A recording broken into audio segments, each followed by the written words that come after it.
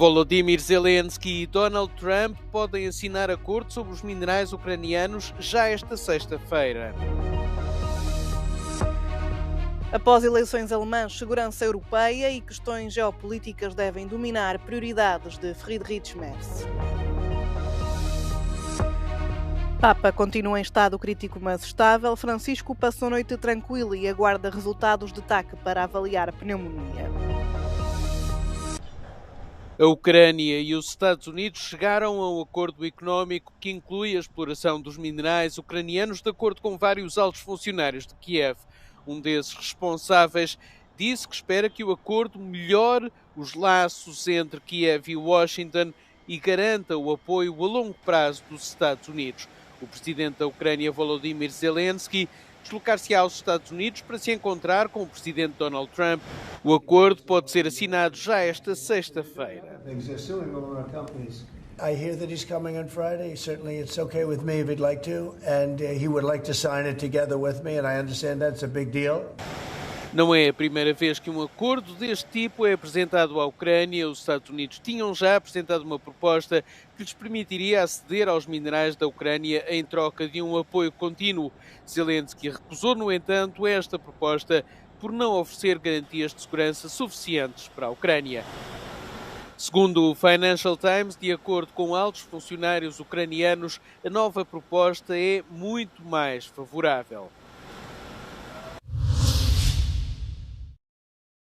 De Varsóvia para Budapeste, o presidente do Conselho Europeu, António Costa, esteve com Viktor Orbán para discutir os principais pontos da agenda da Cimeira Extraordinária da União Europeia de 6 de março.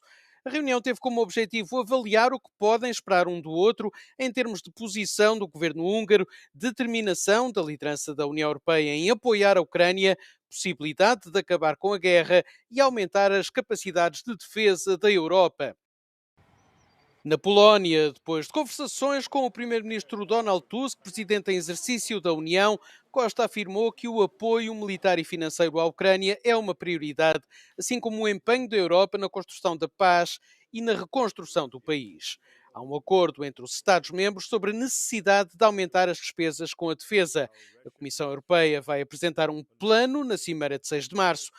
Antes disso, esta quarta-feira, o Conselho Europeu realiza uma videoconferência com Emmanuel Macron e vai ouvir o presidente francês sobre o que acordou com Donald Trump em Washington na segunda-feira e a vontade do presidente dos Estados Unidos de deixar a União participar nas conversações de paz na Ucrânia.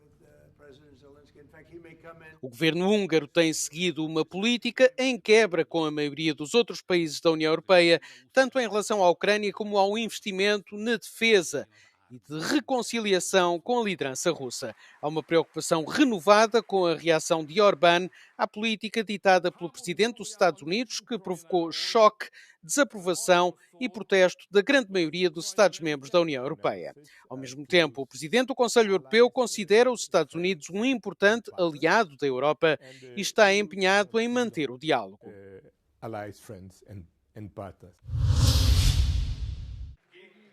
À medida que assenta a poeira das eleições de domingo na Alemanha, os conservadores enfrentam uma batalha difícil. As principais preocupações dos alemães nesta votação foram a paz e a segurança europeias, a economia e as questões sociais. No entanto, o líder da CDU, Friedrich Merz, também colocou a tónica na migração. O especialista em política, Rafael Loss, diz que as questões geopolíticas estarão entre as principais prioridades de Merz. Sind in den vergangenen Jahren aber auch von der Kanzlerschaft Olaf Scholz zum Beispiel die Beziehungen zu Frankreich und Polen an neuen Tiefpunkten angelangt. Und da ist das Potenzial, dass diese Wahl entfaltet, sicherlich das mit einem Kanzler Friedrich Merz, sollte er denn eine regierungsfähige Mehrheit hinter sich versammeln können, ein Reset in diesen doch sehr wichtigen Beziehungen stattfinden wird und dass damit auch ein neuer Impuls für Europapolitik aus Berlin kommen kann. Das ist nicht notwendigerweise eine EU-zentrierte Politik. In vielen Fällen wird es sich um Koalitionen der Willigen handeln, die Friedrich Merz versuchen wird zu bilden. Aber nichtsdestotrotz sind, glaube ich, die geopolitischen Herausforderungen, mit denen wir uns mit Blick auf Moskau, Washington, aber auch Beijing perspektivisch auseinandersetzen müssen, so dass wir tatsächlich an allen Fronten sehr viel mehr machen müssen. Embora o líder conservador esteja a prometer um governo mais forte e estável, o aumento das despesas com a defesa e a resolução de questões sociais podem trazer dificuldades ao futuro executivo num parlamento amplamente dividido. Hier kann Schwarz-Rot sicherlich Stabilität produzieren. Darüber hinaus wird sich aber vieles entspinnen entlang der Fragen, wie lässt sich eine Zweidrittelmehrheit im Bundestag produzieren, um gegebenenfalls Verfassungsänderungen für ein neues Sondervermögen, für eine Reform der Schuldenbremse, für eine Wiedereinführung der Wehrpflicht unter neuem Modell gesucht werden müssen. Und hier braucht eine schwarz-rote Koalition ganz dringend die Zusammenarbeit sowohl der Grünen, hier sehe ich weniger Probleme, aber auch die Zusammenarbeit der Linken, die an einigen außenpolitischen Fragen doch sehr grundsätzlich anderer Meinung ist als die anderen demokratischen Parteien der Mitte.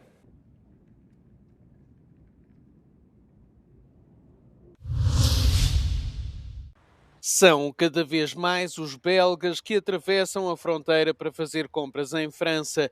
Isso deve-se à forte taxa de inflação na Bélgica, que é uma das mais elevadas em comparação com os países vizinhos. J'ai comparé une fois, j'ai vu la différence, et puis on voit que tout le monde vient ici. Donc là, pareil, beaucoup moins cher pour vous? Oui. Vous êtes sûr ou... Oui, j'en suis sûr, mais je ne sais pas combien. 14. Ah ouais. En Belgique, c'est 6,41 €. C'est le double. Du coup, j'en prends 2. Ça me fait un gratuit. Muitos consumidores chegam à conclusão de que fazem poupanças significativas ao fazer compras em França. Quand même 200 € d'écart, hein. Ça vaut le coup hein, pour de l'essence, 30 minutes de route. On a quand même morflé un peu hein, avec les crises, donc faut un peu tirer ici et là, hein, si on veut partir en vacances. Num cabaz de compras médio de 100 €, os belgas poupam quase 30 € em França. O antigo cirurgião francês Joël Le Squarnec está a ser julgado pela alegada violação ou abuso sexual de centenas de vítimas. É acusado de ter agredido sexualmente 299 pacientes, na maior parte crianças, entre 1989 e 2014. O homem de 74 anos não nega ter cometido os atos, mas diz que não se lembra de cada um dos casos de que é acusado. As vítimas dizem estar prontas para que seja feita justiça.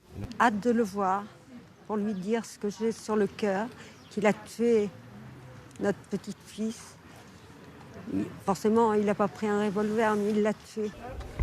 O processo vai durar 4 meses e surge pouco depois do julgamento do caso Pellicot, que teve uma grande repercussão. Se for considerado culpado, Le Squarnec pode ser condenado até 20 anos de prisão.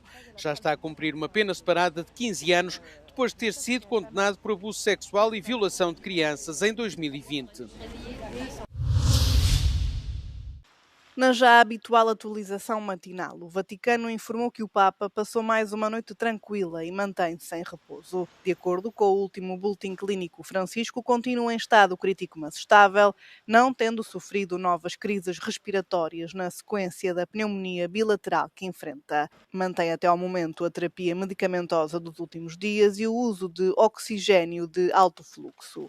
Internado desde o passado dia 14 de fevereiro, o Sumo Pontífice foi submetido a um ataque na noite de terça-feira para avaliar a infecção pulmonar, mas nenhum resultado foi ainda fornecido. Os médicos dizem que o prognóstico permanece reservado. De recordar que Francisco tem sofrido vários problemas de saúde nos últimos anos, nomeadamente do foro respiratório, não tendo parte de um pulmão.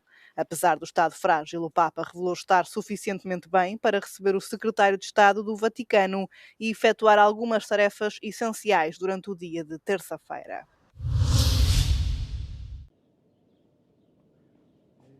No último mês foram registados mais de 23 mil sismos nas ilhas gregas de Santorini e Amorgos.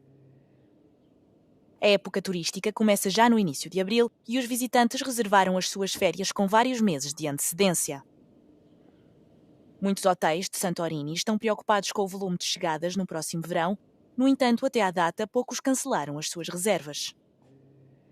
Η ροή αρχίζει και αποκαθίσταται στις κρατήσεις μας με μία μικρή μεταβολή στην αρχή της σεζόν που ξεκινάει σε λίγες ημέρες, γιατί είναι πολύ πρόσφατα τα γεγονότα της σεισμικότητας. Το καλοκαίρι φαίνεται να πηγαίνει με κανονικούς ρυθμούς και αισιοδοξούμε ότι θα αποκατασταθεί σε πολύ μεγάλο βαθμό, ίσως και πλήρως. Em Santorini, o setor do turismo emprega cerca de 55 mil pessoas entre locais e trabalhadores sazonais e contribui com 3% do PIB do país. No entanto, muitos acreditam que a ilha está a ser vítima do excesso de turismo. Os proprietários dos hotéis apelam à construção de novas infraestruturas, como um porto modernizado, e a uma mudança de mentalidade no setor. Το νησί τώρα είναι Ελντοράντο, είναι θύμα μιας αρπακτικής επιχειρηματικότητας, η οποία έχει μόνο ποσοτικά χαρακτηριστικά και κριτήρια. Η πολιτεία καταρχήν πρέπει να σταματήσει να βλέπει τη Σαντορίνη σαν εισόδημα. Η σεισμική αυτή λοιπόν δραστηριότητα μπορεί να είναι και μια ευκαιρία για την κοινωνία να καταλάβει και να αισθανθεί τα ίσως πραγματικά διακυβεύματα. Gianni Sigalas é proprietário de um restaurante em Santorini. Devido aos terremotos, o seu negócio esteve fechado durante algum tempo e há alguns dias decidiu reabri-lo. No entanto, alguns dos seus funcionários estão preocupados com a situação económica do país e não regressaram à ilha.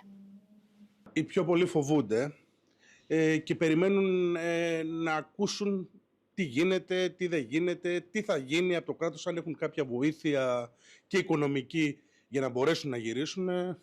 Αβεβαιότητα. Ένα από τα πιο δημοφιλή νησιά του Αιγαίου βιώνει μια πρωτοφανή κατάσταση. Οι ντόπιοι επιχειρηματίες δηλώνουν αισιόδοξοι. Όμως πέρα από τους τουρίστες, το ζήτημα είναι να έρθουν εργαζόμενοι για να δουλέψουν σε μπαρ, εστιατόρια και ξενοδοχεία. Η προσέλκυση εργατικού δυναμικού ίσως αποδειχθεί η μεγαλύτερη πρόκληση της σεζόν που ξεκινάει. Από την Σαντορίνη για το Euronews, Απόστολος Τάικος.